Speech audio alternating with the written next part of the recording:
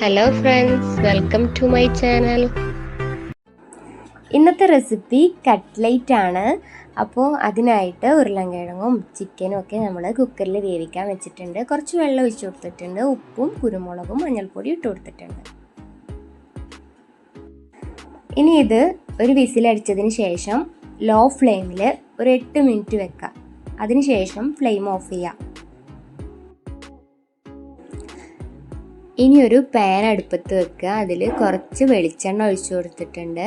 ഇനി അതിലേക്ക് 4 സവാള ചെറുതാക്കി അരിഞ്ഞത് ചേർത്ത് കൊടുക്കുക.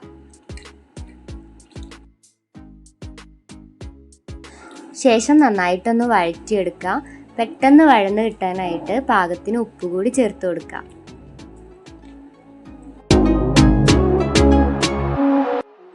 ഇനി ഇതിലേക്ക് ഇഞ്ചി വെളുത്തുള്ളിയൊക്കെ ചെറുതാക്കി അരിഞ്ഞതിന് ശേഷം ഒന്ന് ചതച്ചെടുക്കുക. അതുപോലെ തന്നെ കുറച്ച് പച്ചമുളക് ചെറുതാക്കി അരിഞ്ഞത്, കറിവേപ്പില ചെറുതാക്കി അരിഞ്ഞത്, മല്ലിയില ചെറുതാക്കി അരിഞ്ഞതും കൂടി എടുക്കാം. അപ്പോൾ നമ്മൾ അതൊക്കെ റെഡിയാക്കി വെച്ചിട്ടുണ്ട്.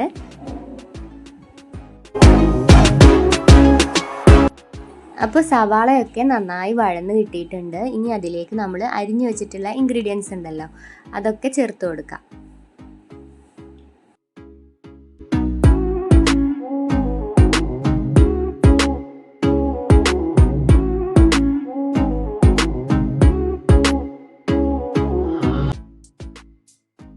ശേഷം നന്നായിട്ടൊന്ന് ഇളക്കി യോജിപ്പിച്ച് കൊടുക്കുക.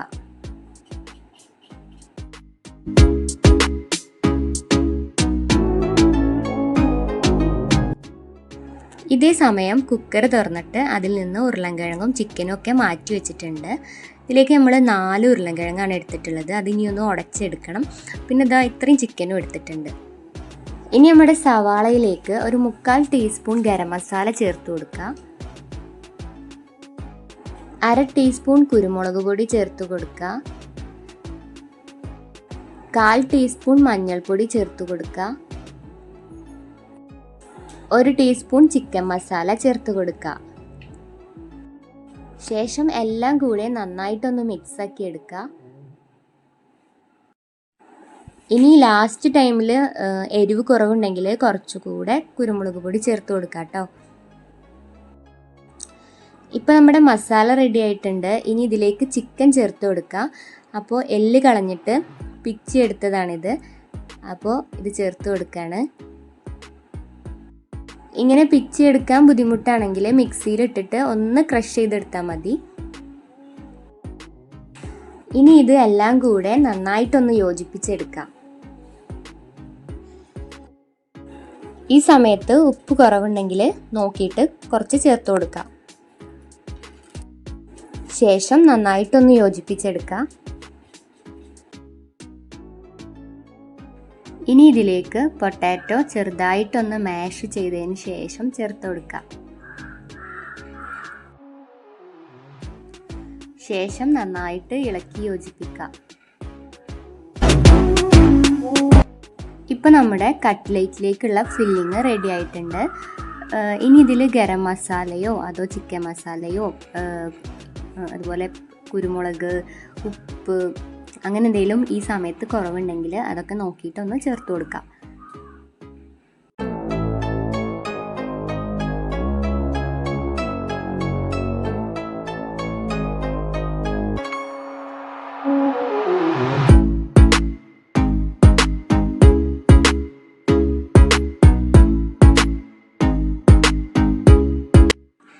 അപ്പോൾ ഇനി കട്ട്ലേറ്റ് ഉണ്ടാക്കി തുടങ്ങാം.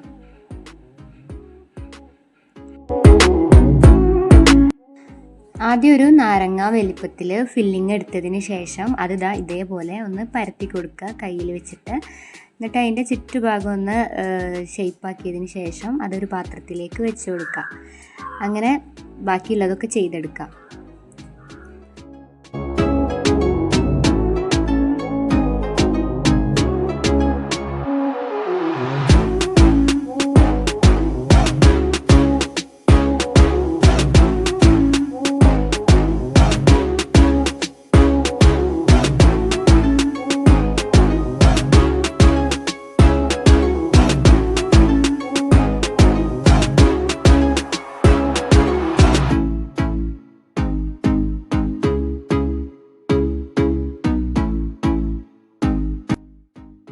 ഇനി ഓരോന്നായിട്ട് എഗ് മിക്സിലൊന്ന് മുക്കിയെടുത്തതിന് ശേഷം മറ്റേ കൈ ഉപയോഗിച്ചിട്ട് ബ്രെഡ് ക്രംസിലൊന്ന് കോട്ട് ചെയ്തെടുക്കാം.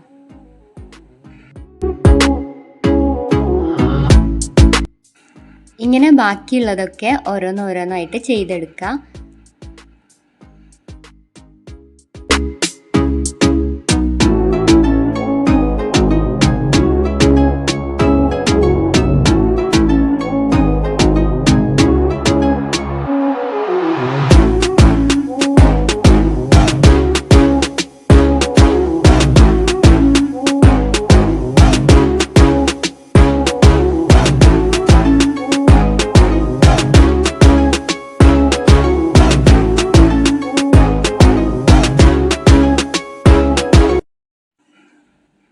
ഇനി ഫ്രൈ ചെയ്ത് തുടങ്ങാം. അപ്പോൾ അതിനായിട്ടൊരു പാൻ അടുപ്പത്ത് വെച്ചിട്ടുണ്ട്. അതിലേക്ക് ഓയിൽ ഒഴിച്ചു കൊടുത്തിട്ടുണ്ട്. ഒരു മീഡിയം ടു ലോ ഫ്ലെയിമിൽ ആയിക്കഴിഞ്ഞാൽ നമുക്ക് കട്ട്ലേറ്റ് ഇട്ട് കൊടുക്കാം.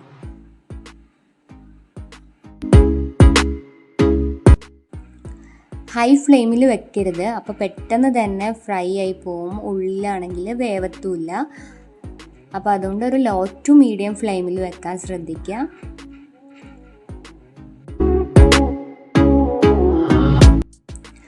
ഒരു സൈഡ് ആയിക്കഴിഞ്ഞാൽ അതൊന്ന് തിരിച്ചിട്ട് കൊടുക്കുക.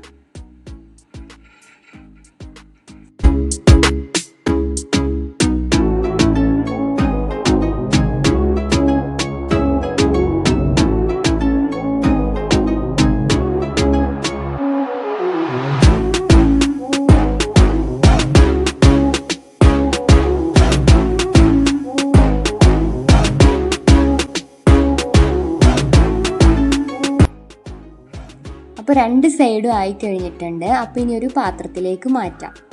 അപ്പോൾ കട്ട്ലേറ്റ് നമുക്ക് വീട്ടിൽ തന്നെ എന്താ പറയുക എളുപ്പത്തിൽ ഉണ്ടാക്കിയെടുക്കാൻ പറ്റും. അപ്പോൾ എല്ലാവരും ഒന്ന് ട്രൈ ചെയ്ത് നോക്കുക, ഫീഡ്ബാക്ക്സ് അറിയിക്കുക. അപ്പോൾ അടുത്ത വീഡിയോ ആയിട്ട് വരുന്നത് വരെ ബൈ ബൈ.